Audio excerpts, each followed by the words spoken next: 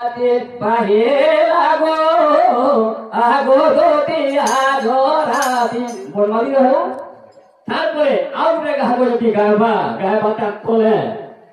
গোপীবাই কইছেন এটা রাধাঙ্কর প্রতি শ্যাম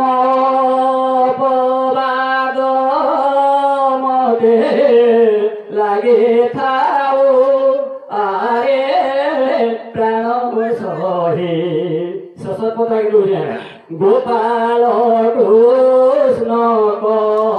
হয়ে